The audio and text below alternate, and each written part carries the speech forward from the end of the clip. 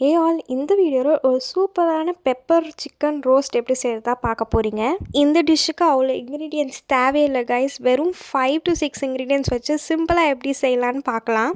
First coriander, அப்புறமா கறி leaves. Coriander நல்லா வாஷ் பண்ணிவிட்டு சாப்பாக கட் பண்ணி வச்சுக்கோங்க. அதுக்கப்புறமா ஸ்மால் ஆனியன்ஸ், அதெல்லாம் ரொம்ப ரொம்ப முக்கியம். சின்ன வெங்காயம், அதுக்கப்புறமா இஞ்சி பூண்டு, அதுக்கப்புறமா மஞ்சத்தூளில் வாஷ் பண்ணி சிக்கன் ரெடியாக வச்சுருக்கேன். பேன் ஹீட் ஆனதுக்கப்புறம் குக்கிங் ஆயில், அதுக்கப்புறமா செசமே ஆயில். செசமே ஆயில் வந்து நான் டேஸ்ட்காக ஆட் பண்ணிக்கிறேன். உங்ககிட்ட இல்லைன்னா நோ நீட் டு யூஸ். அதுக்கப்புறமா ஆயில் சூடானதுக்கப்புறமா சின்ன வெங்காயத்தை போட்டு நல்லா மிக்ஸ் பண்ணுங்கள்.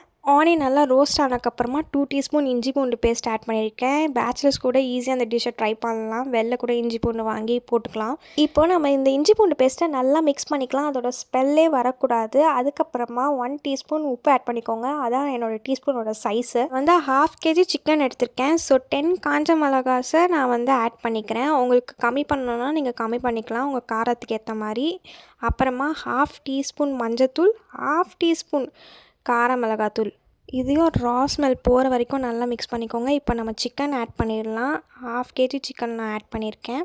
போன்லெஸ் கூட ஆட் பண்ணிக்கலாம், பட் நான் போனோட ஆட் பண்ணியிருக்கேன். இதுக்கு மேலே கறி லீவ்ஸ் ஆட் பண்ணிவிட்டு நல்லா மிக்ஸ் பண்ணி ஒரு 10 மினிட்ஸ் அதை டிஸ்டர்ப் பண்ணாமல் விட்டுருங்க. ஒரு 10 மினிட்ஸ் கழிச்சு அதை திறந்து பார்த்தீங்கன்னா இப்படி தான் இருக்கும். பாருங்கள், அது சிக்கனே தண்ணி விட்டுருக்கு. நான் 1 ட்ராப் வாட்டர் கூட யூஸ் பண்ணல. அது சிக்கனே தண்ணி விடணும். அதான் இந்த டிஷ்ஷோட ஸ்பெஷலே.